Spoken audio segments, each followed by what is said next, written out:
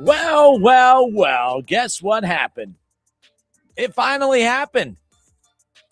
Mike Tomlin, after 19 years as the head coach of the Pittsburgh Steelers, never faced an under 500 season.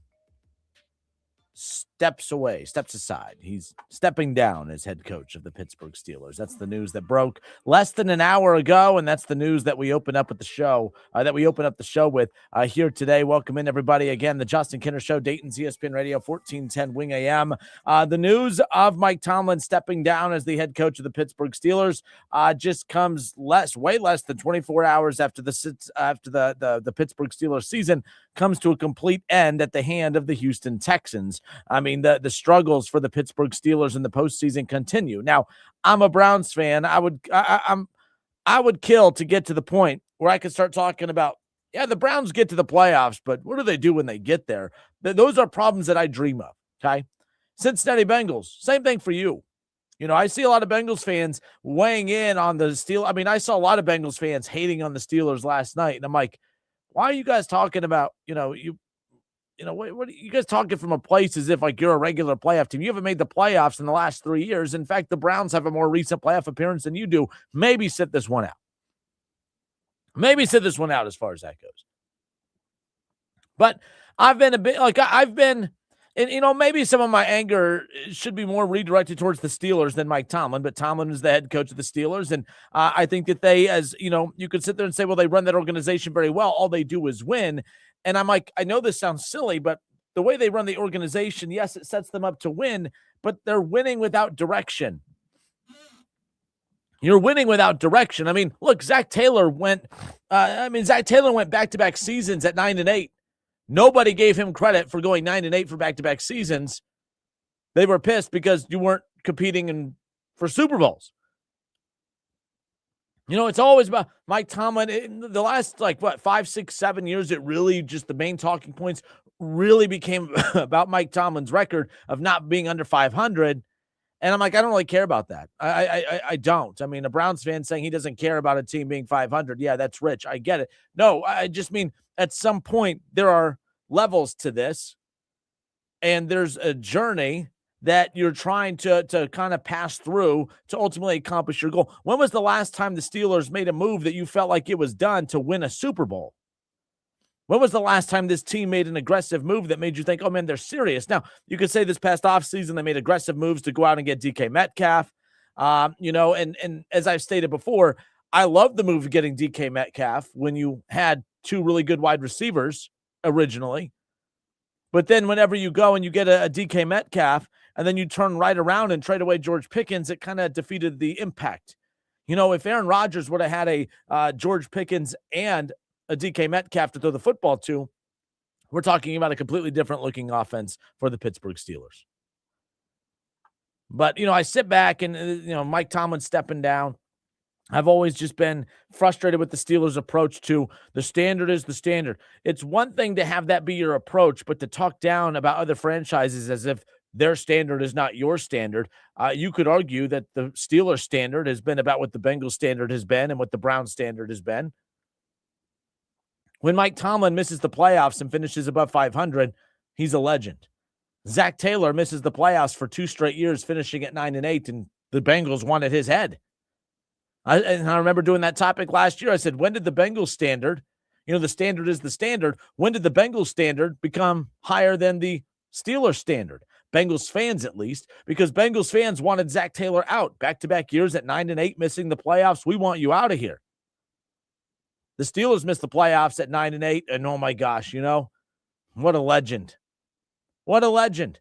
And he is a legend. He's going to be a Hall of Famer. I think he's a very overrated coach. I think he won a lot of games as a product of the Steelers never truly going into a direction to rebuild. They consistently put out a very good defense every year. They consistently did the bare minimum to put out an offense to complement it. And they were just consistently an average team year in and year out. There's a lot of coaches who do lose games because their front office decides to go in a different direction here or there. Zach Taylor has a losing record in Cincinnati, and a lot of it is because of mistakes made by the front office. When Zach Taylor had an average defense and a healthy Joe Burrow, they're in back-to-back AFC championship games. They make it to a Super Bowl. When the front office and Duke Tobin, the bum that he is, decides to not do his job correctly, all of a sudden we're back to questioning Zach Taylor. That's why Mike Tomlin's sitting at 500, because yes, he's a solid coach. He's a great coach, no doubt, but it's one of those, he was in position to be above 500 every time because the team just said, hey, we have a solid defense. We're just going to keep that solid defense in place year in and year out. We're not going to go in a different direction with it. And we're just, we're not going to improve the offense. We're just going to be okay. We're going to keep rolling Mason Rudolph out there. We're going to continue with Justin Fields. We're going to go get 45-year-old Aaron Rodgers. And that's the thing. And we sit there and we rip Cleveland and say, well, Cleveland's no good. They don't have a quarterback. They have a great defense, but they have no quarterback. But the Steelers, that's a great situation over there. Man, oh man. The standard is the standard. Well, that standard got pretty low over the last 5 or 6 years, really since Ben Roethlisberger retired. And a lot of the problems even started with Ben Roethlisberger towards the back end of his career. But I saw something today on Twitter a little bit ago, and I was like, you got to be kidding me. Jeremy Fowler with ESPN tweeted out a little bit ago, one source close to Mike Tomlin told me recently, what is there left to chase? What are you talking about? Bill Belichick, a guy that won 6 Super Bowls? A guy that led multiple dynasty runs for the New England Patriots? Yeah, you say that about a Bill Belichick. I don't think you say that about a Mike Tomlin. What is there left to chase? This guy just lost 7 straight playoff games, a record that was previously held by former Bengals head coach in Marvin Lewis. What's there left to chase? I don't know. How about a win in the playoffs? We're talking. I mean, the way that the media is handling this is if we're bidding farewell to a legend of the game. Mike Tomlin, a heck of a coach. Heck of a coach. But his resume is very, very similar to that of a Mike McCarthy. Let's not sit here and act like we're losing a legend of the game. Heck of a coach. I think he's a very overrated coach. I do. I just, leader of men, fine. But even then, I've poked holes in that before because when he has guys that he can't lead, he just gets rid of them. Guys like Le'Veon Bell, right? Guys like Antonio Brown. Guys like George Pickens. Guys like Chase Claypool. Guys like Juju Smith-Schuster. Guys that he can't lead, he just gets rid of them. I don't know. Maybe I'm wrong. 937-518-1410. The way the media is handling this announcement of Mike Tomlin calling, or at least stepping down as head coach of the Pittsburgh Steelers, I'm not talking about it in the same way that they are. He lost 7 straight playoff games. 6 of the last 9 playoff games, they got absolutely destroyed. And when was the last time the Steelers were a true Super Bowl contender? I don't know. The Browns have a more recent playoff win than the Pittsburgh Steelers. Stop talking about this run as if it was some dynastic run that we'll never see again. I just can't get on board with that. 937-518-1410. We're going to talk college basketball with Paul Frischner coming up around the corner. If you're a college basketball fan, if you're a Dayton Flyers fan, Wright State, UC, Xavier, Miami, Ohio, the Redhawks, they're arguably the best story in college basketball right now.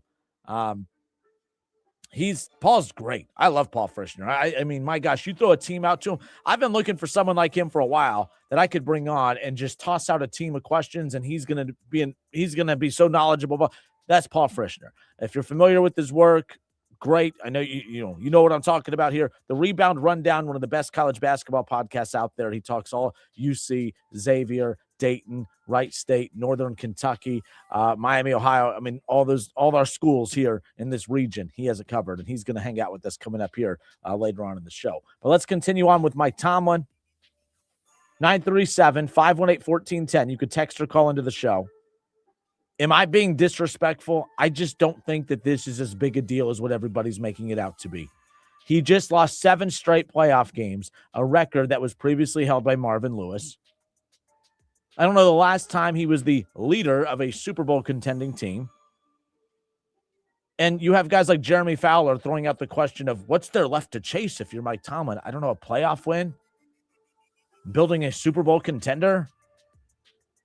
Not bragging about winning one of the worst divisions in football this year? There's a lot more to chase. But I wouldn't come back. I mean, if people want to hold you up into legend status when you haven't been, more power to you. We'll be right back. It's the Justin Kinner Show, 1410 ESPN Radio.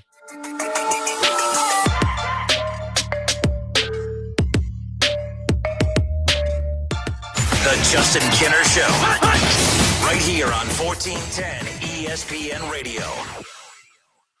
ESPN 1410 Wing AM weather. Our forecast, mostly cloudy, 39 tonight. Chance of rain and snow at 41 tomorrow, Thursday. Sunshine but cold, or a high of 29. I'm Rick Schremp, 1410 ESPN Radio. 1410 Wing AM, Dayton's ESPN Radio, powered by... Do you already have your backyard dinosaurs? I mean chickens? See Homestead Feed and Supply for all your egg-laying needs. We have feed, bedding, and all the supplies to get her done. Homestead Feed and Supply. New Carlisle. Tell them the Colonel sent you. Pain has a way of stealing the moments that matter most, especially during the holidays. It's not just your knees, back, or shoulder. It's time with family and friends. But in 2026, that could all change when your body remembers how to heal. It just needs a little help finding the way back.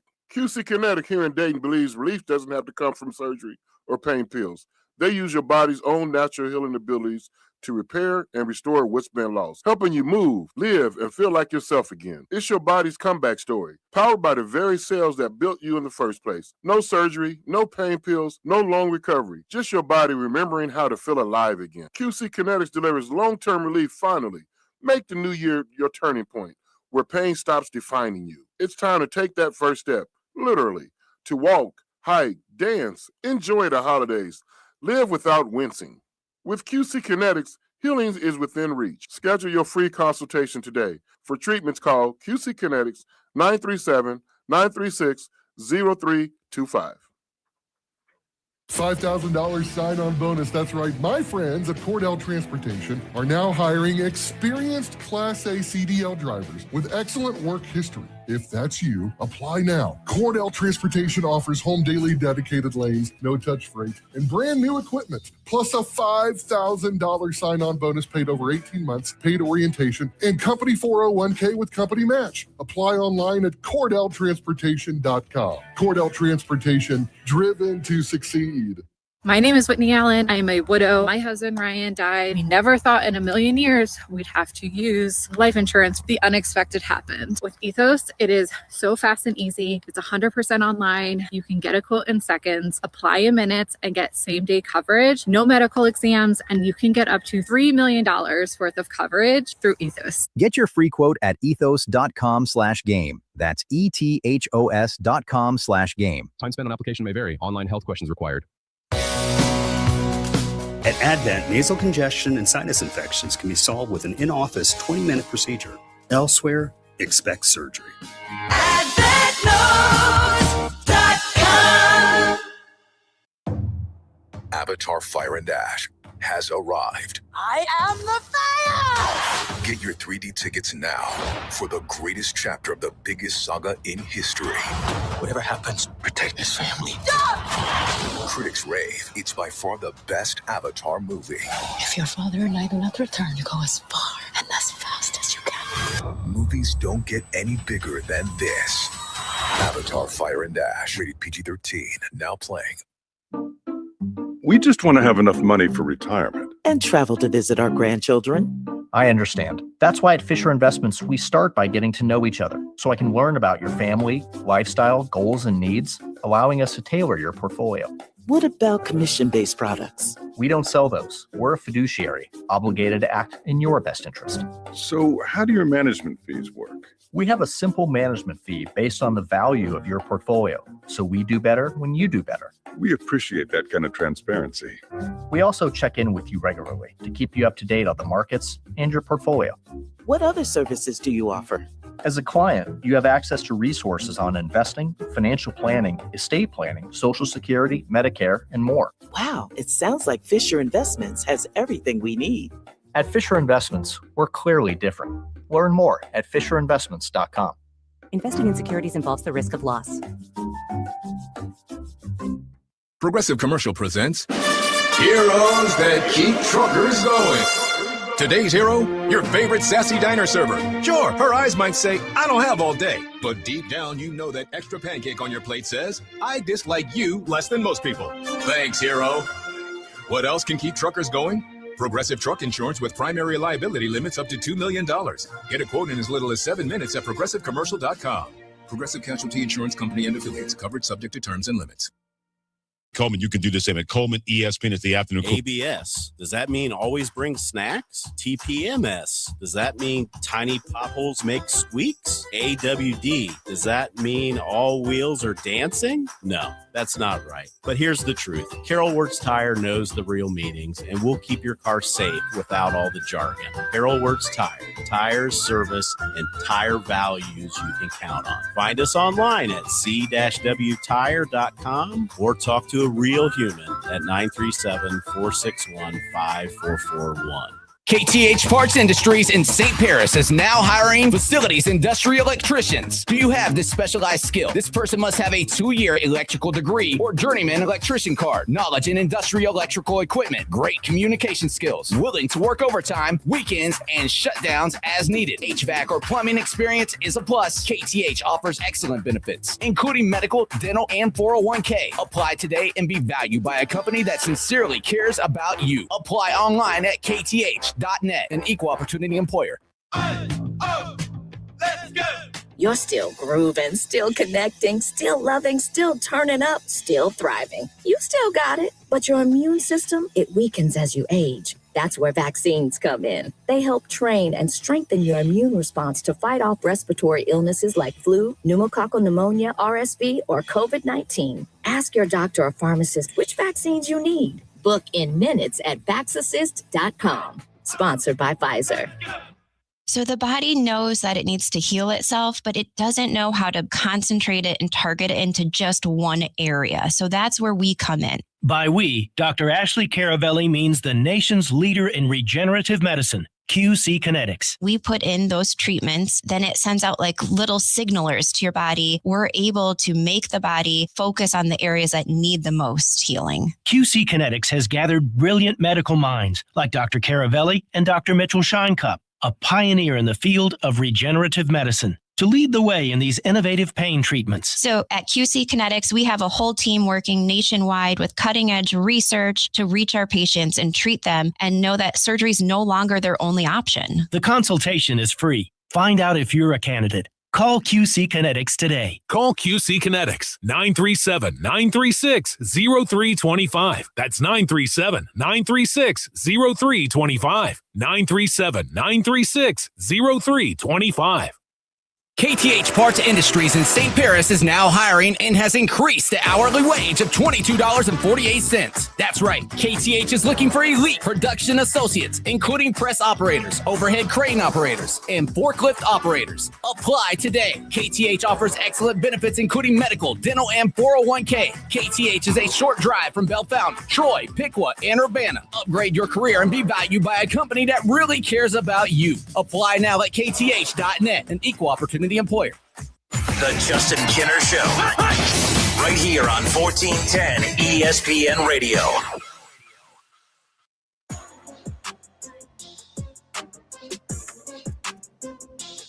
Man, oh man, I can't get over this. I can't get over it.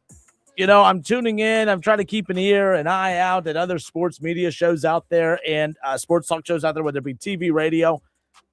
Everyone's mourning over the announcement that after 19 years, Mike Tomlin is out as head coach of the Pittsburgh Steelers. And let me make sure I protect the legacy of Mike Tomlin. He's not out as the head coach. He's stepping down. Whatever. Mike Tomlin's been there a long time. You don't want to embarrass him by giving him the boot. I think that's why a lot of people were surprised at the way the Ravens went about their business with Harbaugh, but it sounded like there was a falling out with Harbaugh. Not as much of a falling out issue, Mike Tomlin and the Steelers, so they kind of let him go, fall on the sword type of thing. I'm probably being borderline disrespectful here, but I just don't think that this is as major of a loss to the NFL world as what everyone's trying to make it out to be. I mean, I told you a little bit ago, Jeremy Fowler put out a tweet that said, as one source close to Mike Tomlin told me recently, what's there left to chase? I'm like, we are talking about Mike Tomlin as if he has had some kind of Bill Belichick type of career. We're talking about Mike Tomlin as if he has had some kind of Andy Reid-like career. I just don't put him in that category. I mean, I didn't even, I mean, Harbaugh at least has taken, he's won with multiple quarterbacks as far as, playoff wins, getting, to multiple Super Bowls. I sit back and I look at this situation and I don't look at this as the same. I can't get on board with acting as if this is just as major of a loss as everyone's trying to make it out to be. Now we're live on the Justin Kinner Show YouTube channel. You could text into the show 937-518-1410. Sean, who's listening. Sean, I appreciate you listening. He's a Steelers fan. He said Mike Tomlin is a first-round Hall of Famer alone just for putting up with Antonio Brown for as long as he did. And so, and that was, I think, a response to my hit earlier when I said the bottom line about Mike Tomlin is this. He gets this, this tag of being, he's a leader of men, except there's a laundry list of super talented men that he couldn't figure out how to lead. Men like, Claypool, Juju Smith-Schuster, Antonio Brown, Le'Veon Bell. I mean, he just did it right now. Moving on, of course, when you look at the fact that they sent him over to the Dallas Cowboys and, they would have been a nice pairing if they would have been able to find a way to make it work with George Pickens. If they could have found a way to make it work with DK Metcalf, he couldn't lead him. That's the thing. Like he's a leader of men, but when these guys that he can't get control of, they just boot him. I don't know. If Cleveland had a track record for having to boot as many talented players as the Steelers have had because they couldn't keep them under control, you guys would rip Cleveland. It just doesn't make any sense. Now, the way that we're talking about this situation, like, for instance, I mean, if I sit here right now, Mike McCarthy won 60% of his games. Mike McCarthy won 60% of his games. Mike McCarthy won a Super Bowl, but he won a Super Bowl. Mike McCarthy has 11 playoff wins. All right? 11 playoff wins. He's won 60% of his games. Mike Tomlin has won 62% of his games and has 8 playoff wins, also with 1 Super Bowl. But yet, when Mike McCarthy left the NFL ranks, the last we saw him, we acted as if, he got to 1 Super Bowl. Thanks, Aaron Rodgers. All right, Mike Tomlin, thank you, Ben Roethlisberger. So that's kind of where I'm at with this. Like, I'm not going to sit here and do some kind of, legend eulogy. I'm not going to do some legacy eulogy over Mike Tomlin. He's a heck of a coach, no doubt. But we bid farewell to lots of really, really good coaches. And I just think that's what he is. He's a really, really good coach. But I don't put him on the Andy Reid level. I don't put him on the Bill Belichick level. I don't put him on the level of those legendary head coaches who won multiple Super Bowls, who had so much success in the postseason. To Mike Tomlin's legacy, to close out, if he never coaches again, his legacy is he lost his last 7 playoff games, and in 6 of his last 9 playoff games, didn't just get beat, but got absolutely destroyed, including last night. Leader of men, except for the 6 super talented players that he couldn't lead and he had to kick him off the team. Leader of men, except for when January gets here. Leader of men, except he had a losing record over the last 5 years, had a losing record in the month of November, December. That's how good the Steelers always are to kick off September and October. But November, December get here, below 500 team the last 6 years.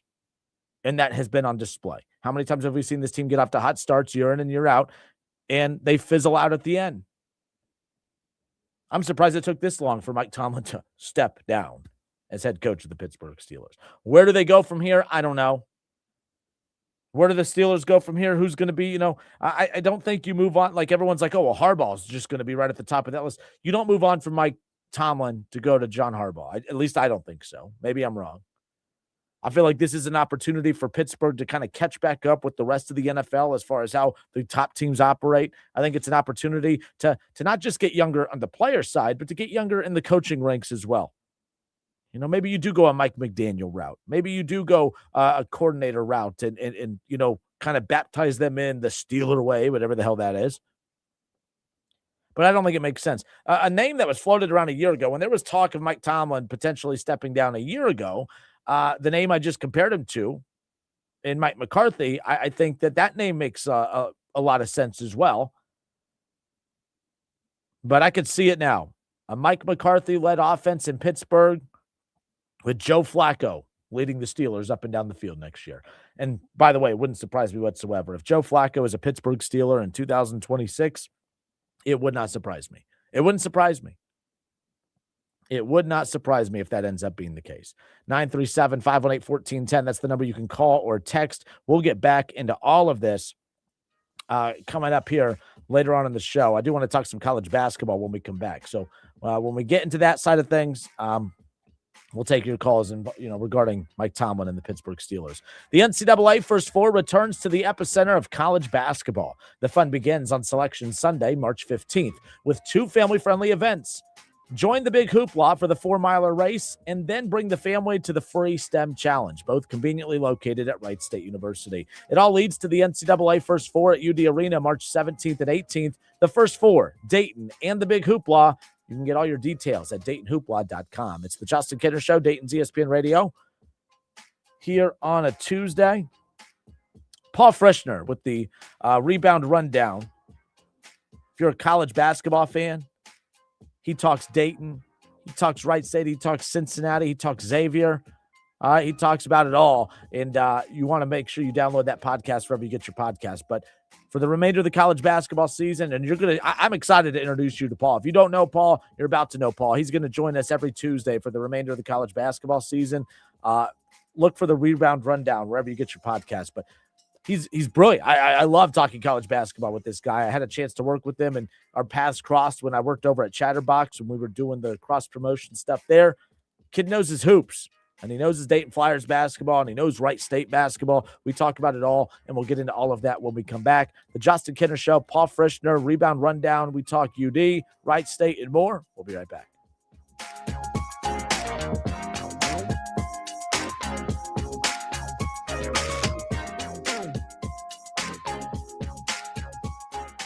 The Justin Kinner Show. Right here on 1410 ESPN Radio.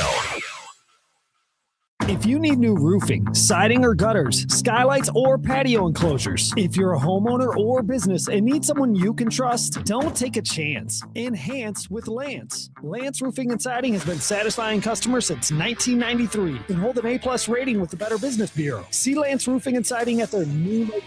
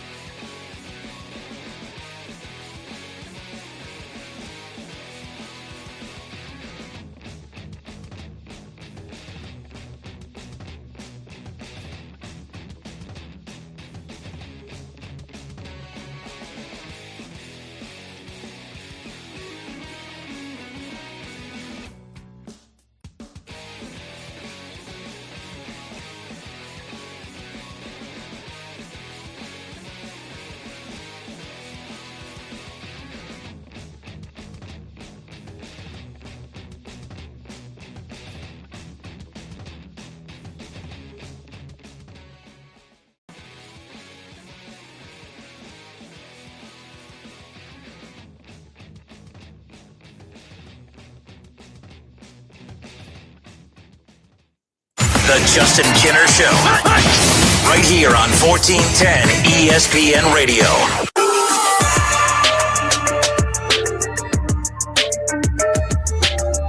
All right, everybody, we welcome you back. It's the Justin Kinner Show, Dayton's ESPN Radio, 1410 Wing AM, 937-518-1410. That's the number to call and jump in on the conversation. Of course, we are going to get to all your calls, all your texts coming up here in just a moment. We'll refocus on the NFL more coming up here in a bit. The Cleveland Browns, their ongoing coaching search continues. We'll get more into that. We'll have a couple guests coming up around the corner as we kind of dive into that. Nonetheless, but I do want to spend some time on college basketball. So our next guest, I had a chance to meet this guy when I was working with my friends over at Chatterbox. Shout out to those guys, of course, when I was doing Off the Bench. But Paul Frischner with, he's going to come on with us here in just a second. And we'll talk UD, we'll talk Wright State, Miami of Ohio, one of the best stories in all of college basketball right now.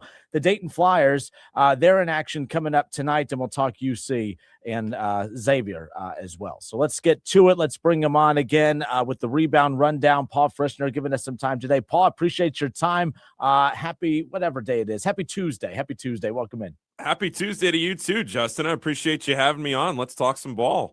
Yeah, so one of the things we opened up the show with today was, I'm curious your take, and I'm assuming, I guess I should check to see if this is actually a thing, but the paper bag game for the UC game, is that an actual thing? Is that what's going to transpire tomorrow with Colorado at UC? Is that I can't imagine that actually happens, right? I mean, maybe a few fans here and there put the paper bags on their heads, and I understand the frustration. Certainly, there are a lot of expectations around this Cincinnati team. There was a lot of money pumped into that roster, and they have severely underperformed expectations. But I got to imagine it's just a social media thing, right? It's not going to be thousands of people doing that.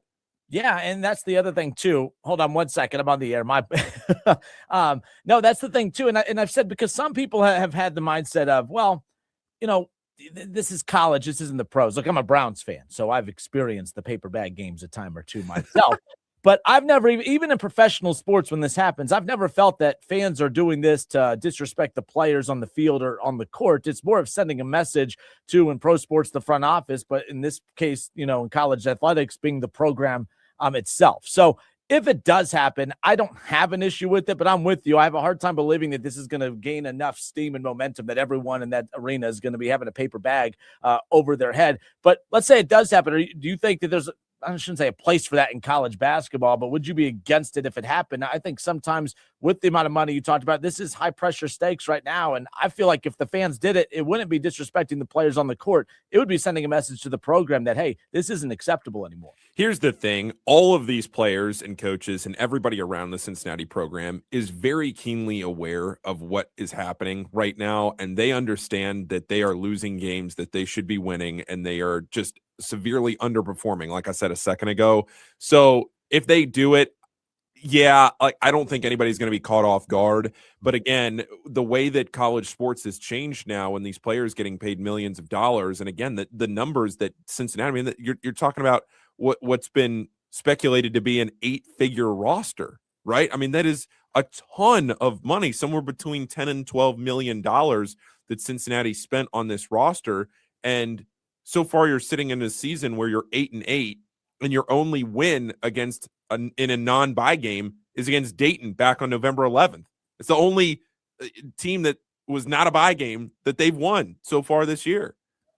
What's going on there too? Because this roster's talented enough that 2 months from now we could talk and wouldn't be surprised that things get turned around because the talent's there. But talent's not really the question right now. It's a generic question, but Paul, what's going on? Why isn't it working? Is it West Miller? Is it their disconnect? I mean, what's going on as far as why this talent is not leading to success on the court like we thought? Yeah, at the end of the day, the common denominator is Wes Miller and all of this. And it's been the same problem every single year, that the offense can't get it done. And the painful thing for Cincinnati, and you hear it in Wes Miller's radio show that he does every week, you can hear him talking about it. And I think to an extent, like, I know it's worn thin because he's, I think, 9-41 or 9-42 in his career at Cincinnati in quad one games. So eventually the data just bears itself out that you can't get it done.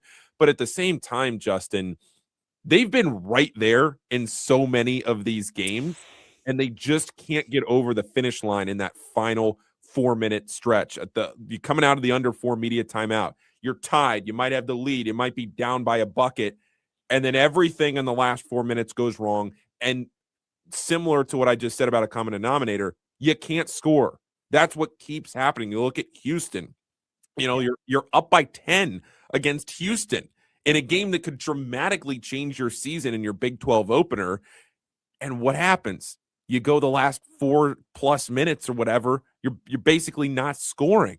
And that can't happen against a team like Houston where buckets are at a premium because they're so elite defensively.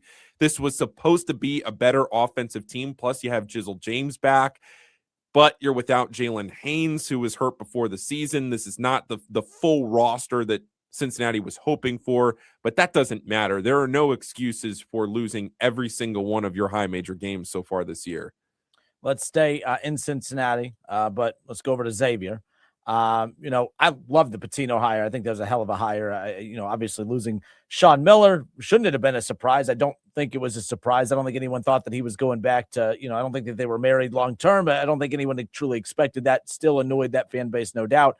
But the Pitino era is an interesting one already in the early goings because they started getting on a roll for a bit. And it's like, all right, you could tell Pitino has this team kind of trending in the right direction. Still are. But then they have these losses where they don't just get punched, they get knocked out. I mean, you could lose, but the way that they've lost some of these games, just getting absolutely blitzed. What's your initial thoughts on so far the Pitino era with Xavier in the early goings? Yeah, I think this was always going to be a rebuilding year for Xavier. So what you were always trying to figure out this season was what kind of talent from the underclassmen can you bring back next season? Do you have Big East players on this roster that you're able to retain and build around as far as trying to establish a foothold in this program over the next couple of seasons? College basketball is a year-to-year sport. You can always reset in the transfer portal, but what you're finding here in the portal, especially over the last couple of years, is that the top-end playmakers, the guys that are real difference makers in the portal are either, one, too expensive for the vast majority of teams, or two, they're not as plentiful as I think the casual fan would seem to think, right? I think you get to March and your team's eliminated in either the conference tournament or the NCAA tournament, and you think, it's okay, we're going to go out and get so-and-so in the portal. Well, there are only so many playmakers in the portal because a lot of those guys, for as much as everybody wants to bag on retention and players transferring, you look at Purdue, you look at Michigan State, you look at some of these teams that are elite teams, you look at Houston, right? I mean, a lot of these really good teams have prioritized retention and bringing guys back. So to just say that you're going to go get so-and-so in the portal is not really always the case as much as people seem to think it is. There are a lot of players in the portal, but they're not a ton of talented players in the portal that can be difference makers for your specific situation. And so when you look at it as that applies to Xavier, one of the things you're looking at over the second half of the season where Xavier's not going to make the NCAA tournament unless they win the Big East tournament at Madison Square Garden, which I don't think anybody expects them to right now. But what you're looking for, if you're trying to figure out why am I watching these last 15 games, what players can you retain? What players on this roster with multiple years of eligibility can you say, all right, Richard Pitino, you hit here, you don't need that player coming out of the portal. You don't need to find somebody like Jovan Milicevic, who he brought from New Mexico, who's one of the best three-point shooters in the conference right now. He's not taking a ton, but he had his best Big East game the other day against Providence. And you're starting to see some of that development. Roddy Anderson, who has another year of eligibility. Pop Njai, the transfer from UNLV, who has multiple years of eligibility. He can't teach height. 7-footer that can block shots. That's somebody you'd like to bring back. So all of that combined, Justin, it was always going to be a tough year for Xavier, but to see who can come back is the biggest thing. Paul Frischner with us here, Rebound Rundown. Again, every week we'll talk UC, we'll talk Xavier, we'll talk Dayton, we'll talk Wright State. And yes, one of the best stories in all of college basketball right now is the Red Hawks, Miami of Ohio, who right now 17-0, undefeated. Give a shout out. Look, I call some games for Wright State throughout the season. My guys, Chris Collins and Jim Brown, were on the call for the Wright State Miami game about a month ago, and they continuously were bringing up the schedule. No one's questioning whether this team is good or not, but, bringing up the schedule. Anytime you have an undefeated team, you'll start to look at, you're looking for things to, I don't want to say discredit it, but it's just where the mind goes right away. No one's questioning whether this team is good right now or not, especially since MAC play has started. But yet I remember that game because people just lit up our guys at Wright State, questioning the schedule, but it doesn't matter because it's been full steam ahead for these guys. They're a fun team to watch. They're undefeated and they have people talking. And that's the most important thing. They're not in the top 25. They keep kind of creeping up on the top 25. Simple question. Should they be in the top 25? And do you envision them cracking the top 25 in the near future if they keep the winning streak going? If they keep winning, Justin, they will absolutely be in the top 25 because eventually there are going to be enough teams in front of them that lose that you're going to be forced to put them in. But I think the way that the top 25 works, it's not on your team sheet. It's not used to say whether you're going to make the NCAA tournament or not. The AP top 25 is basically a vibes-based poll. And that's why I say for a team like Miami or, I know Dayton fans listening to this, maybe not, they don't want to hear it, but St. Louis, right? I mean, St. Louis only has one loss this season. It was kind of a fluky loss back in November. They, to me, should have been ranked as well. And so both of those teams, though, haven't played the most difficult have schedules. But at some point when you're winning games like this and you see some of the teams in front of them, is anybody arguing that Miami of Ohio is better than Kansas if they matched up? No, probably not, right? I mean, we understand the nuance of the AP top 25, but the way that the poll works, I used to get up in arms about it. I used to be, no, the AP top 25 doesn't matter. It doesn't matter. I used to get super defensive about it 4 or 5 years ago. And then the light bulb kind of went off and I was like, what does it matter to get so defensive about the poll? It is a good thing. It does matter because if you're in the top 25, you're on every app in every sports fan's phone across the country. You're on every headline on every show. You're in every, write up anywhere that summarizes the top 25. It's publicity for your program. And for a program like Miami and the MAC, you can't buy that. So yeah, I think it is important that they keep winning and find their way in there. But the national buzz they're generating anyway is huge. I had Mike LaTulip, former Wright State guard, on the show today. Mike is phenomenal. And we spent about 20 minutes breaking down exactly why Miami is undefeated this year and some of the things that they've done well. They lost their point guard, Evan Ipsaro, to a torn ACL in the game against Ball State. And their turnovers have been an issue without him, but they've made up for it in other areas like offensive rebounding. And he was their second leading scorer when they went out or when he was hurt. But I think they've still shown that they can win without him at a high level. And does water find its level here soon? Do they drop a couple of games because they don't have the stability there in the backcourt? Maybe. But when he got hurt, I think the initial reaction was, that might be it. The magic might be over. You lose your starting point guard and your vocal leader, your emotional leader of the team. They have clearly shown that is not the case. And in your point earlier about the top 25, like it is such a huge, I think, especially to mid-major programs like this, who, you have a lot of programs who being in the top 25, it is what it is. I mean, that's where they kind of expect to be, or at least in the conversation. Like this is uncharted waters for a program like Miami or a MAC team at any school at the mid-major level. To me, I'm not worried about the top 25. Where I'm thinking ahead to is, man, this team, they could be a 2-3 loss team. They could be, we're talking about, should they be in the top 25 right now in January? But they could be a 2 or 3 loss team. And if they don't win their conference tournament, this team will not get in that large bid. There's nothing this team can do outside of go undefeated and winning their conference tournament to get into the tournament. At large bids, we're not talking about that with mid-majors, right? Like, can this team knock on that door a little bit, do you think? I think to an extent. I mean, there is precedent there. No team with 30 wins before the NCAA tournament has ever been left out. So if they get to that number, you think back to that Murray State team that lost to Marquette, I think back in 2011 or 2012 that lost to Marquette in the second round of the NCAA tournament. That team had 30 plus wins and would have gotten in. I remember the committee came out and said, they would have been whatever seed they would have been, but they ended up winning their conference tournament anyway. So there is precedent to, if they get to 30, that's kind of the magic number. And yeah, you can bag on the schedule all you want. And I understand, it's objectively one of the worst schedules in the country if you just look at the metrics, but At some point, Justin, we get so lost in the numbers that the number of wins has to matter. And I know it sounds basic. I know it sounds like in the day of analytics where you're looking at, Ken Palm and everything. And I look at Ken Palm every day. You study the defensive efficiency, offensive efficiency, and all those things. And I think it's very important, wins above the bubble, all these metrics that go on your team sheet in deciding an NCAA tournament team. But at the end of the day, you have to reward a team for winning. And if you go out there and you win 30 plus games, if they lose 2 games, that's probably it, right? But if you drop one, like let's say next Tuesday against Kent State. I know Kent State just lost to Central Michigan last week, but if you lose at Kent State, Rob Senderoff, that's not a terrible loss.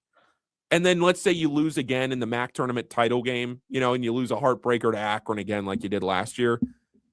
I'm putting that team in, but I know I don't have a vote. So you probably end up with, the 5-12 or 5-13 SEC team, and that's just how it is. Always. And that's why, it's conference tournament or bust for most of these, no doubt. A team that's definitely the case for, no matter what you do in the regular season, Wright State, who I call games for. And I didn't really know what to make of them coming into this season. The last couple of seasons, one of the most efficient offensive teams in the country from metric standpoint. I mean, I think last year top 10 in field goal percentage, and during the Scott Nagy era, that was a regular thing. Clint, obviously off that tree, Clint Sargent off that tree of Scott Nagy.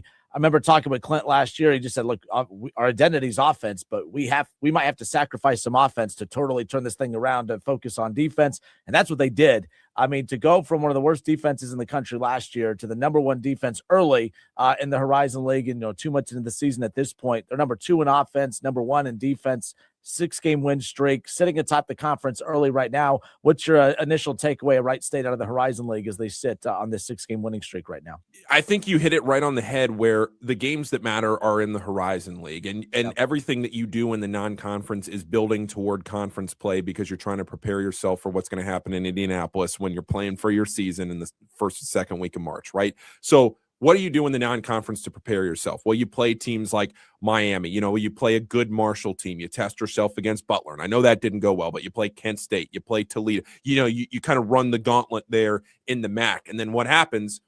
You get to conference play, and you've won 5 straight conference games, 6 games overall. And you think back to last year, and you talked about it, Justin, a sub-300 defensive team. This was not just a bad team. This was an awful defensive team last year. Really, really bad. But what they've done this year is they've been able to limit the 3. And I know teams are shooting not great. They're not great. I think teams are shooting like 32-ish% against Wright State from 3. But what they're really doing is they're limiting passing. Teams are not getting great looks passing, right? I think their assist percentage is 11th best in the country against, which basically means, the way they're getting into passing lanes. They don't create a ton of turnovers, but the other thing they do is they limit your 3-point attempts. So being able to just take that away from other teams, when you look at some of these games that they've won lately, like Detroit, you win by 2. IU Indy, you win by 4 or 5, right? You're winning close 2-possession games in the Horizon, and maybe you'd like to blow a team like IU Indy out, but sometimes in league games, that's just not going to happen. So if you can win close games in conference play and you just start stacking wins, that's going to really pay dividends when you get down the line and you talk about seeding. So I've been really impressed with the way Wright State has played here in the last couple of weeks. And I know they have some difficult games coming up, but they're at home, right? You're home for 3 straight games. They have Northern Kentucky to finish off the homestand next Saturday. So, I think this is a good Wright State team. And to just go from sub-300 defensively to now being a good defensive team is a dramatic improvement. And they're doing it. A lot of minutes are going to 2 true freshmen. That's in today's college landscape. I mean, everyone's older now. Like you're getting older players out of the portal. You're getting experienced players, and for them to turn it around again, a lot of season left to be played. But for them to show that difference from a year ago to now, Michael Cooper, the team's leading scorer, the point guard, he's a true freshman from Indiana, and then of course, a guy that has taken off, and Kellen Pickett right now, who's won back-to-back conference freshman of the week honors, double, all this fun stuff. They're doing it with a lot of young players too, which is something that I think is unique as well. So yeah. Last thing on the way out, Dayton Flyers. They're in action tonight. Now, I saved them for last for obvious reasons. I mean, it's Dayton, right? But I am kind of curious from not an outsider's perspective, from your perspective, because I feel like Dayton's biggest issue, and I think the fan base runs into this, I don't think they have a hard time, as much as they love their program. There's a good pocket of fans who almost don't enjoy the season as much as they should, because there seems to be like an identity crisis. Like, there's what the AD tells you that they want to be. And then they have 13,000 fans at every game. It's the most passionate, non-Power 4 fan base out there. But the results, from tournament appearances to tournament wins, all this stuff, it just hasn't been there in the Anthony Grant era. But he puts these guys in the league and they win a ton of games. They're just a weird program. What is your takeaway of Dayton? They're not a bad program, but my goodness, like, they just seem to always come up short of their ultimate goals, but they carry themselves like a Power 4 team. They just lack the results. What's your takeaway as the build of Dayton, in your opinion? Well, the thing for Dayton, and I feel bad the way that they constructed their schedule this year. If you had told any Dayton fan that on January 13th we'd be sitting here on a radio show saying they beat Georgetown, they beat Marquette, and they beat Florida State, and you're undefeated in blew out Florida State. Yeah, blew out Florida State. I was at that game. It was never close. But if you're saying, hey, you beat Georgetown, Marquette, and Florida State, and you're starting 3-0 in the A-10, regardless of what has happened the rest of the season, I think any Dayton fan listening to this show, on October 13th would have said, all right, sign me up. We are tournament bound, right? Are we a protected seed? What are we going to be? But now Georgetown and Marquette have turned out to be abysmal failures in the Big East. I mean, Georgetown, there's a legitimate chance that those two teams are competing for last in the conference. I think Georgetown may finish last in the Big East. They look terrible. And then Florida State, I mean, you always have Boston College there to buffer you at the bottom of the ACC, but Florida State's right there too. They are another terrible high major team. So it's what then becomes frustrating is you thought you did your legwork in the non-conference and it hasn't panned out. And then, just like I talk about on the Rebound Rundown all the time, Justin, you can't lose these games in A-10 play, in conference play. Dayton, I think the line was like 4.5 tonight, right? You're going to Duquesne. It just feels like a game you can't lose. And there's not a lot of, we talk about must wins or can't lose. There's not a lot of must win games, but there's a whole lot of landmines in the A-10 that if you want an at-large bid, which Dayton fans listening to this might disagree with me, but I don't think the door it might be a 10% chance. I don't think the door is completely shut. Like, if you're undefeated in the A-10, and the A-10 is a good enough conference that if you're able to beat VCU, you have VCU twice, you have St. Louis twice, you have George Mason. Like, if you're able to get, I know this is a tall task, but if you're able to get all but one of those, then you're right there in the conversation. I mean, the season is not, I know, for as dismal as you want to feel and for as down as you want to be about the team, and I understand it because it is pull your hair out frustrating sometimes watching this group, the season is also not done yet. And I think there are reasons to be positive to say they could do it. The problem that you come back to is that they haven't shown you anything this year or in the last couple of years to believe deep down that they could do it. And that's where, as a Dayton fan, I totally understand the frustration. Yeah, you mentioned they have Duquesne tonight. They are 3-0 in A-10 play, and they're doing it shorthanded. I mean, I don't know. I mean, obviously in college, they're not very, transparent when it comes to guys when they're coming back. We'll see what happens tonight. We'll see who's, cleared to play coming up later on tonight. But without their bigs, I mean, they've had to adjust a lot of guys and move guys around, but they've been effective. They've gotten it done. Loyola, it was an ugly game, but they were able to pull it out. But 3-0 in A-10 play to start. They beat a good George Washington team, and they'll look to keep it going here tonight against Duquesne. Paul Frischner, again, the Rebound Rundown. Paul, you the man. Like I said, I'm glad we're doing this. I appreciate that you're willing to come on, and we're going to do this again in a week. The Rebound Rundown, guys, go check that out wherever you get your podcasts. He covers it all. That's what we were texting the other day. I'm like, could we talk this team? You said it's ball. Just roll it out there. We'll talk about it. Yeah, that's what I love about you. That's what I love about you. Absolutely, man. Yeah, the Rebound Rundown, it covers Dayton, Miami, Xavier, Cincinnati, NKU, UK, Louisville. We mix some Wright State in there, all of that. So it's every single day. It's 10 minutes for your morning commute. So if you want to listen, check it out. All major podcast platforms and YouTube. All right, good stuff. Paul Frischner from the Rebound Rundown, awesome enough to give us some time. The NCAA First Four returns to the epicenter of college hoops. The fun begins Selection Sunday, March 15th, with 2 family-friendly events. Join the Big Hoopla for the 4-miler race, then bring the family to the Free STEM Challenge, both conveniently located at Wright State University. It all leads to the NCAA First Four at UD Arena, March 17th and 18th. The First Four, Dayton and the Big Hoopla. Details at DaytonHoopla.com. All right, Paul, appreciate you. We'll do this again in a week. Enjoy the rest of your week. Thanks. You too, Justin. All right, more of the Justin Kinner Show presented by Frickers when we come back.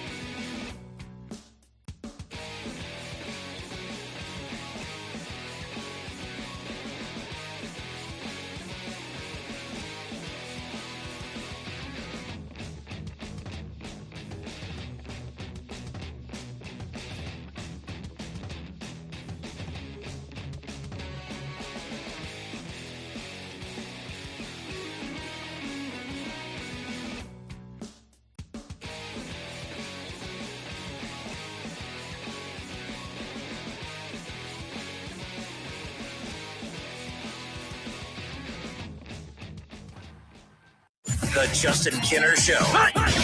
Right here on 1410 ESPN Radio.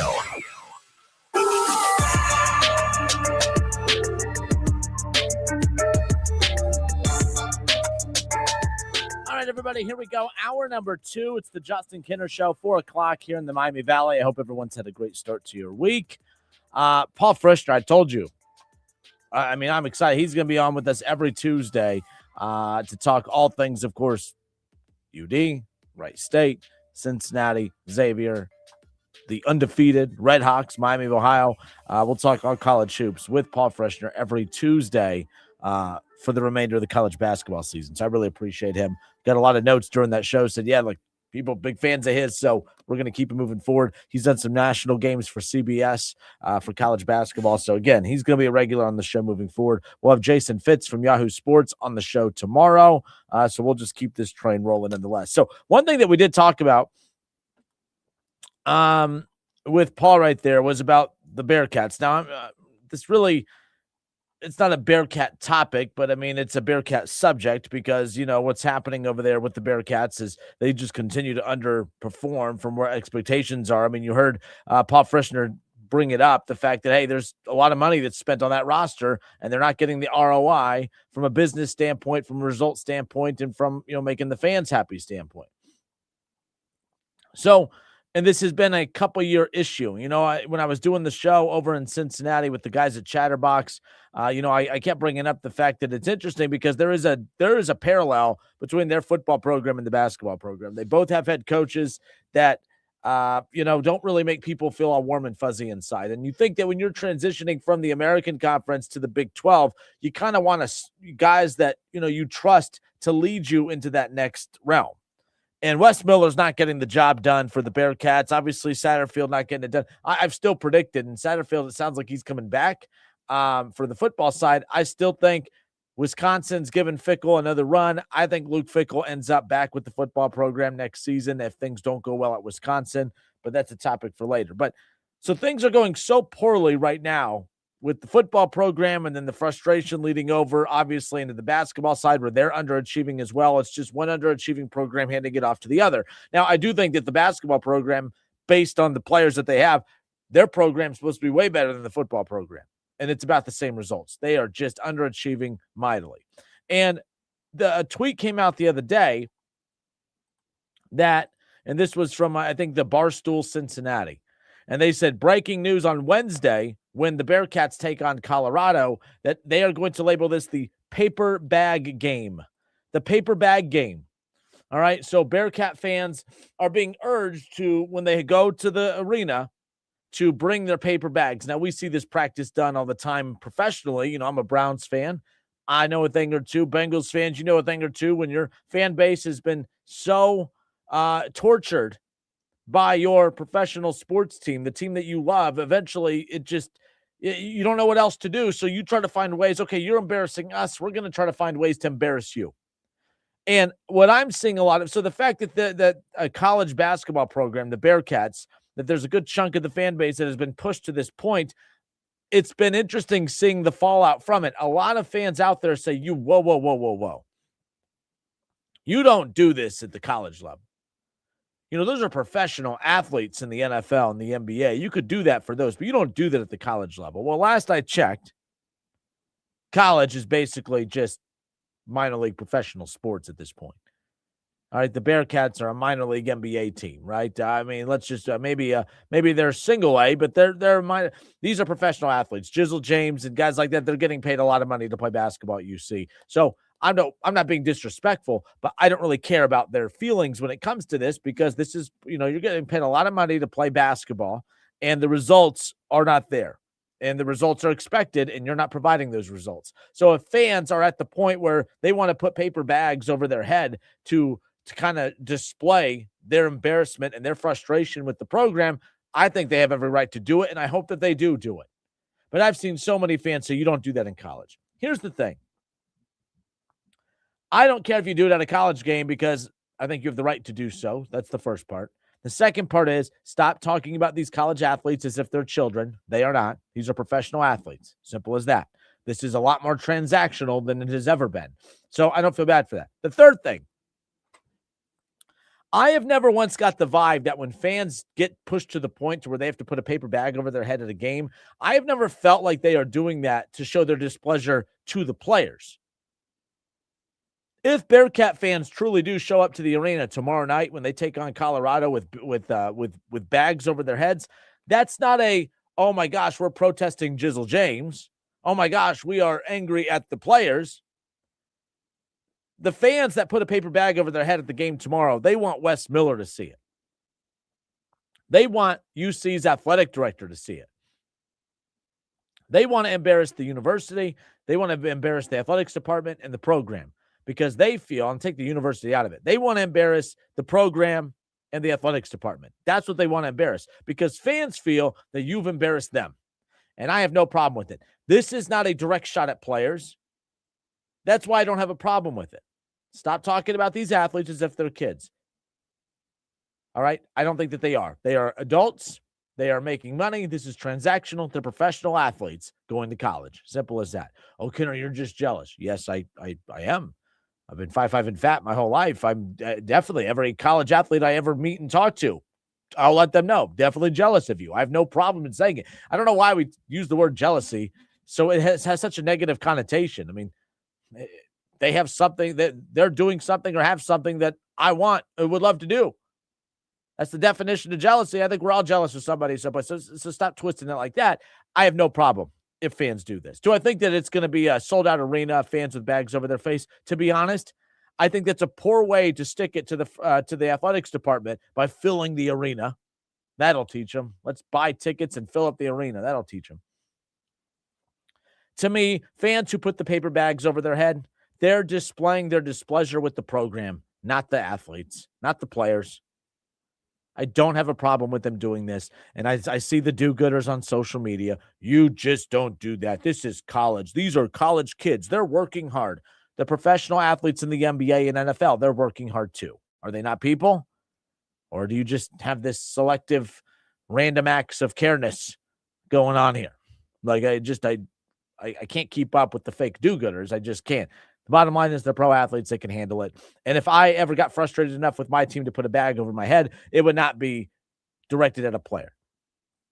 It's to the front office. It's to the athletics department. It's to the program. That's where I'm at as far as that goes. 937-518-1410. You could text or call into the show. Do you have a problem?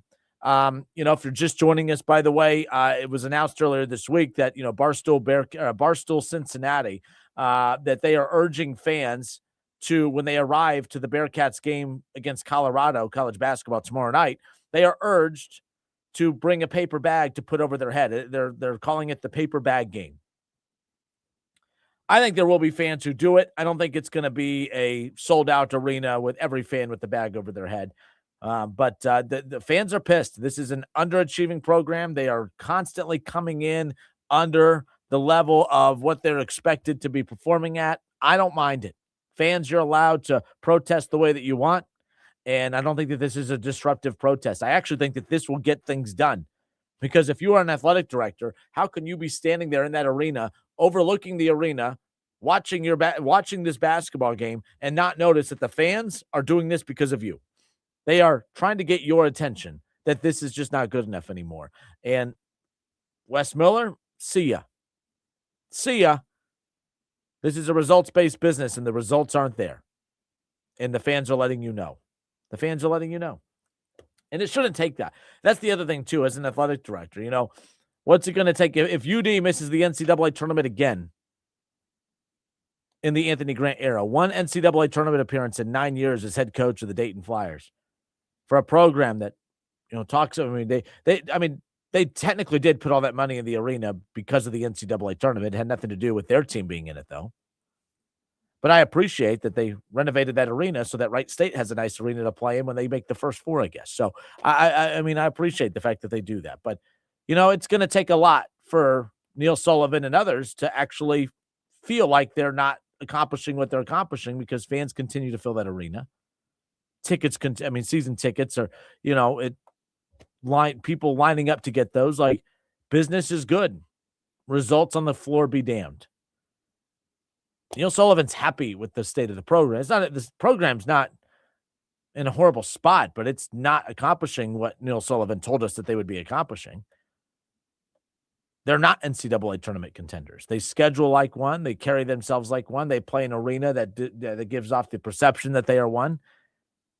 But they are their path to the NCAA tournament is no different than Wright State's. You have to win your conference tournament. And Wright State has done that recently. UD has not. Wright State has as many NCAA tournament appearances in the Anthony Grant era as UD does. And technically, they might have one more. Technically, they have one more NCAA tournament appearance than Anthony Grant because you can't count the 2020 season because there was no NCAA tournament. The brand, Wright State's brand, has been on display in the NCAA tournament more since Anthony Grant has taken over the Dayton Flyers program.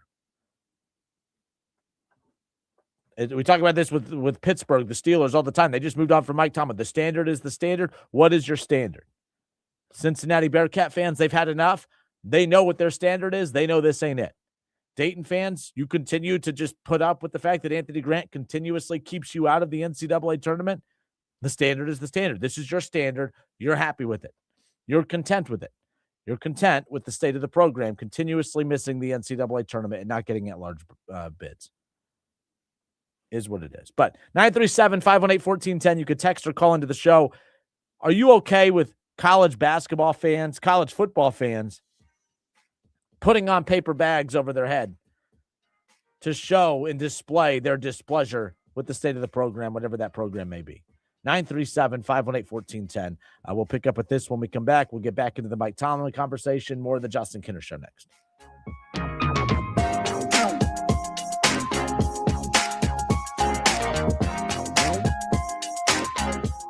The Justin Kinner Show. Right here on 1410 ESPN Radio. ESPN 1410 Wing AM weather. Our forecast, mostly cloudy, 39 tonight. Chance of rain and snow at 41 tomorrow. Thursday, sunshine but colder, a high of 29. I'm Rick Schremp, 1410 ESPN Radio. Hi, this is Michael, your service manager at Dave Arbogast Buick GMC in Troy, Ohio. I am inviting you to give us an opportunity to earn your business. We have expanded our hours to better meet your needs. We are now open until 6 p.m. during the week and 8 a.m. until 2 p.m. on Saturdays. We service all makes and models. We offer convenient shuttle service as well as pickup and delivery. Please visit us on the web at arbogastbuickgmc.com or in person. Exit 69 on I-75. Look for the giant American flag. I hope to see you soon.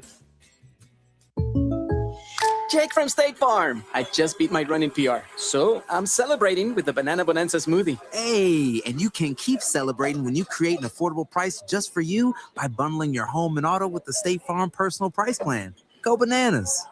I will. Hey, make it a large. Bundling, just another way to save with the Personal Price Plan.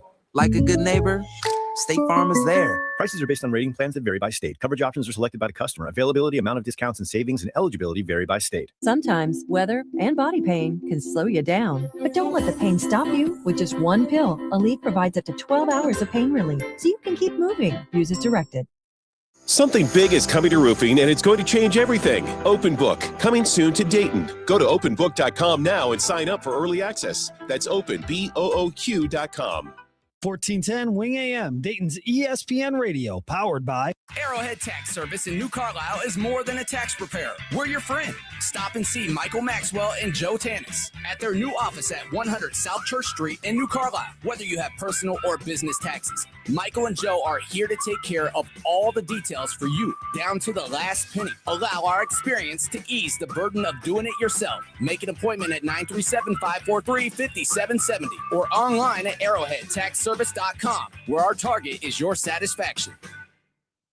Hello, it's John Kozik, founder and president of TurboTrack Realty, and I buy houses as is, fast for cash. Call me today for an all-cash offer on any of your properties, and we can close within days at 614-470-2000, 614-470-2000. Do you own a property that's outdated and needs thousands of dollars in repairs? Great, I'll buy it. Give us a call today for an all-cash offer at 614-470-2000, 614-470-2000.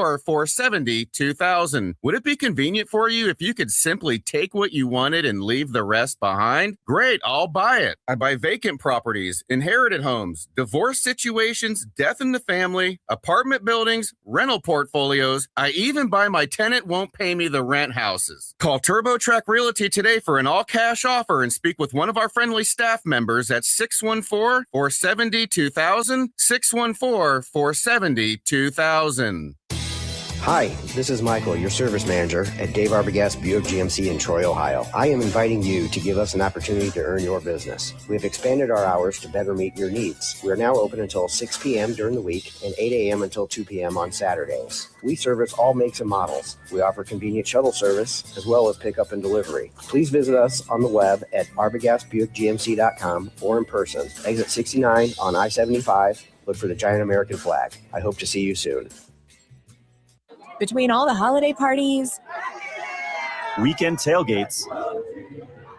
and family get-togethers, We've been overindulging a little more than usual over the holidays. But now, we are starting the new year off on a healthier note by taking active liver supplements from New Nordic every day. Active Liver contains a powerful blend of turmeric, milk thistle, and globe artichoke extract, all natural ingredients that help protect the liver so that it can protect you from toxins. It's like giving my body a daily detox. I've never felt better, and my energy is through the roof. And my doctor is already impressed with how much better my numbers are looking. So if better health, more energy, and detoxing your body are some of your priorities this year, get Active Liver today and start the year off knowing you're giving your liver some well-deserved relief. Active Liver is available online at Amazon or NewNordicUSA.com. Or pick some up today at your local CVS, ShopRite, Meijer Grocery. Are now available at Wegmans. New year, new you, new Nordic. If you need new roofing, siding or gutters, skylights or patio enclosures, if you're a homeowner or business and need someone you can trust, don't take a chance. Enhance with Lance. Lance Roofing and Siding has been satisfying customers since 1993 and hold an A+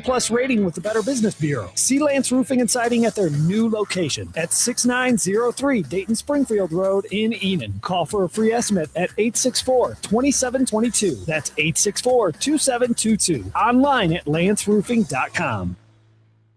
Mattress Firm's once-a-year sale and clearance is here. Their sleep experts will help find your dream bed from a quality selection. They make sleep easy. Pain has a way of stealing the moments that matter most, especially during the holidays. It's not just your knees, back, or shoulder. It's time with family and friends. But in 2026, that could all change when your body remembers how to heal. It just needs a little help finding the way back.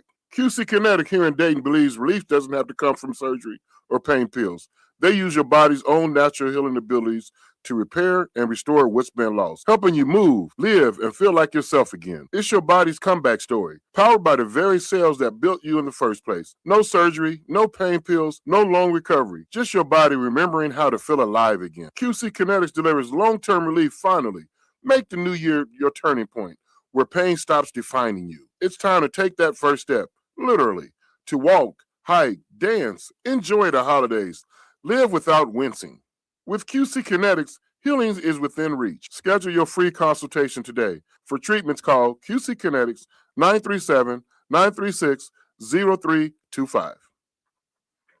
Hi, this is Shannon Crabtree from Mike Foley's Clerk of Court's office, warning buyers beware when purchasing a vehicle from a private party. It's important to take proactive steps to protect yourself. The Montgomery County Clerk of Courts offers 5 convenient auto title locations where you can safely initiate or complete a title transfer in a safe and controlled environment. The Clerk of Courts offers 5 convenient auto title locations where you can safely initiate or complete a title transfer in a safe and controlled environment. For a full list of locations and hours, please visit mcclerkofcourts.org. For more information, call us at 937-225-4480. The Justin Kinner Show. Right here on 1410 ESPN Radio.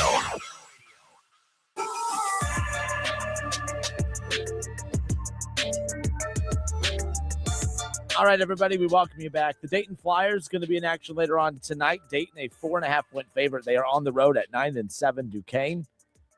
Dayton has, they've won 3 straight. They've won 3 straight, and most importantly for them, they are 3-0. All right, they are 3-0 in A-10 play, in conference play. And right now, conference is very important, mainly because the fact that that's the only way this team's going to make the NCAA tournament. Now, there's some things in conference that are shaken up to maybe give them a couple quad 1 opportunities. But right now, with the resume as is, this is going to come down to, of course, that one tournament, the A-10 tournament, as far as that goes. But they got to keep it going. They've been shorthanded. They've got some good wins. The George Washington win was a good win. 79-72 the final. They held off George Washington. The 70-68, that was an ugly win against Loyola. just last weekend, not this past weekend, but previous weekend. They were able to escape Loyola with a win there. Loyola is not very good. UD was not very good that day, but they were able to sneak out with the win on the road. It's tough to win on the road, and they were able to pull it off. So Dayton sitting at 3-0, tied with St. Louis, who's also 3-0 in the A-10. They're looking up at George Mason, who's sitting at 4-0. I mean, George Mason, St. Louis, both of them. I mean, George Mason 16-1, 4-0 in the A-10. St. Louis 15-1, 3-0 in the A-10. And then there's Dayton at 12-4, but 3-0 in the A-10. They have Duquesne tonight. They have Loyola at home coming up this Friday. They'll be at LaSalle. They have St. Joseph's around the corner. But they will have St. Louis on the 30th. That's going to be a big one right there. That St. Louis game that's coming up on January 30th, that's going to be a big one. And then, of course, they don't play George Mason until February 18th. But they still have, that's the thing with these opportunities coming up. You still have VCU. All right, VCU's 11-6. They're 2-2. It's not a great VCU team, but they still have 2 with VCU. They have another one with George Washington at George Washington, but you have 2 St. Louis games and George Mason. And the fact that George Mason's on the road, you have to play at St. Louis on the 30th, and then you'll have St. Louis at home at UD Arena on the 24th. There's opportunities that if they play their cards right, they might kind of chip away and be able to get back into the at-large conversation. But as of right now, it's about positioning themselves over the final month and a half, 2 months of the season to give themselves as good a chance as possible to make a run in the A-10 tournament, something that they just don't have success in. But nonetheless, that's where we're at. All right, we welcome you back. I'm Justin Kinner. It's the Justin Kinner Show. So we started out the show, the big news that came out about 2:30, 2:15 in that range before the show started. Mike Tomlin is officially stepping down as the head coach of the Pittsburgh Steelers. He's officially stepping down as the head coach of the Pittsburgh Steelers. And, there was some that, there have been rumblings about this going back to be honest, the last couple of seasons, the rumblings have picked up. And we kind of figured, we should have really been able to connect the dots that this was going to most likely be the end scenario, because Pittsburgh, they do things a certain way and they don't veer off from it. And the fact that they got so aggressive this past offseason, not to get younger, but went with older players, it was kind of a sign that this was a last-ditch effort, one more effort to go all in, if you will. I thought getting Aaron Rodgers was a good move.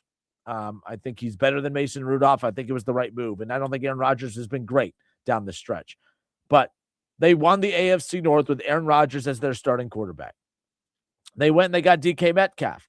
Now, I love the DK Metcalf addition at the beginning. Whenever they went out and got DK Metcalf, you had Aaron Rodgers, and it was one of those things where, man, you go get Aaron Rodgers and you go get DK Metcalf, and the fact that Aaron Rodgers is going to be able to throw the ball to George Pickens and DK Metcalf, but then they traded away George Pickens.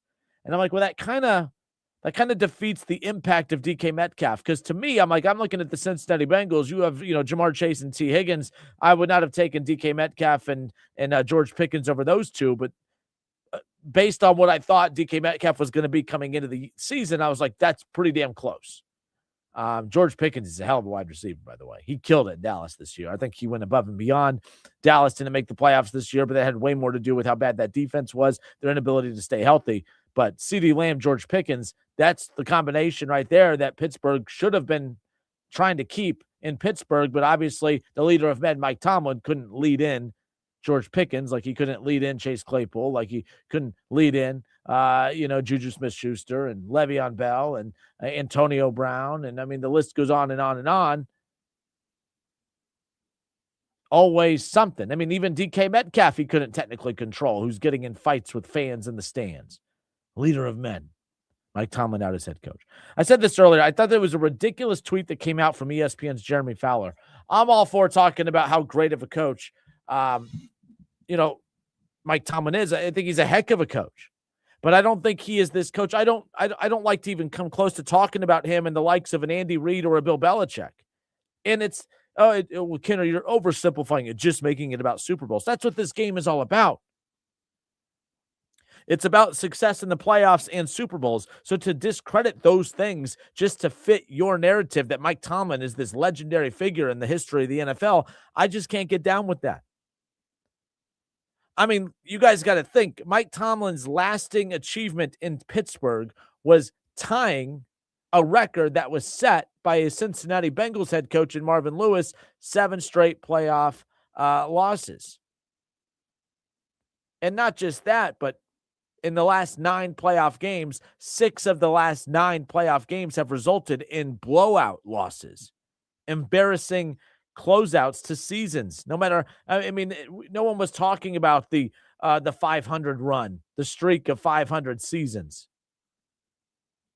It's always, my gosh, that's how that team ended. Mike Tomlin, you know, if you want to say he's the greatest regular season coach of all time, fine. Whatever that does for you, fine. But again, when years ago, and I should say last year, Mike McCarthy, when he was let go by the Dallas Cowboys, Mike McCarthy won 60% of his games. Mike McCarthy won 1 Super Bowl. Mike McCarthy won 11 playoff games.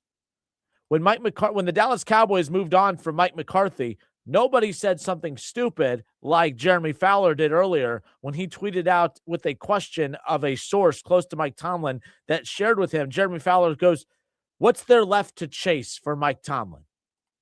I'm like, wait, are you serious? We're really doing this?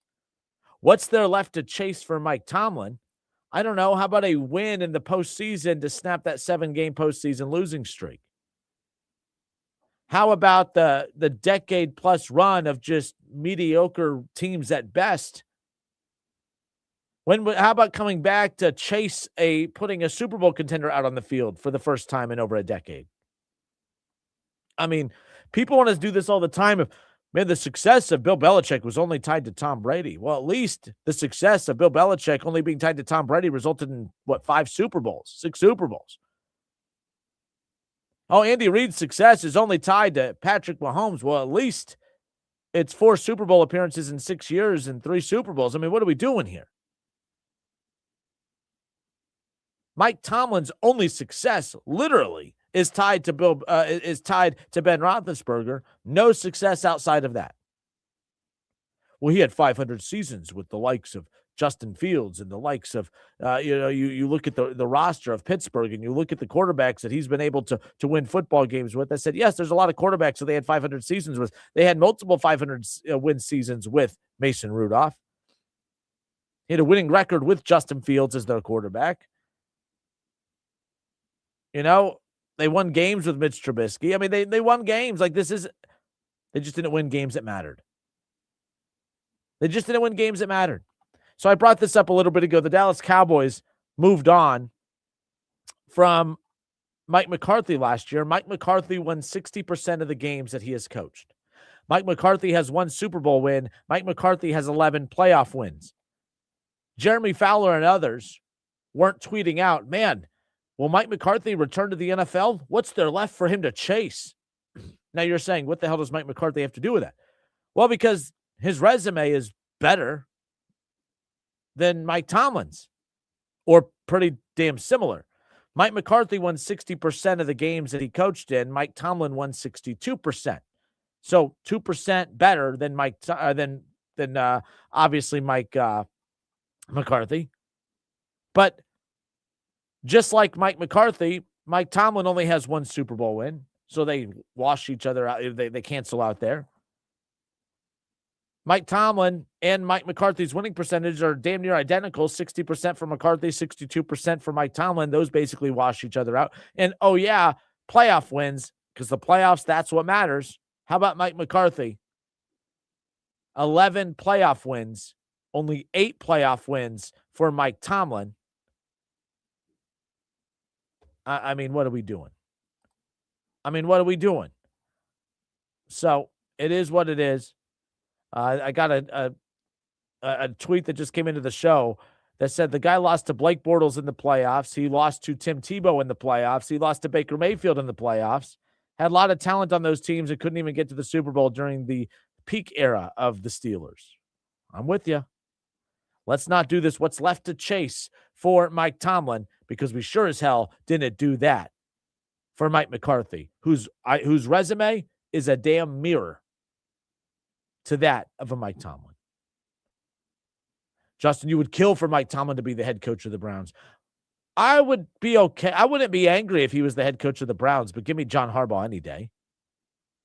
Give me coaches who are willing to adapt, and give me coaches who are willing to make changes and be able to twist and turn. Mike Tomlin, I can't get your attitude in check. I'm just going to get rid of you. It's one thing if you have one or two bad apples, but my goodness, we went through it. Chase Claypool, you look at the Juju Smith-Schuster, Le'Veon Bell, Antonio Brown, George Pickens. I'm sure I'm missing some. I know I'm missing some in there. I know there's more. I mean, DK Metcalf beating up fans in the stands.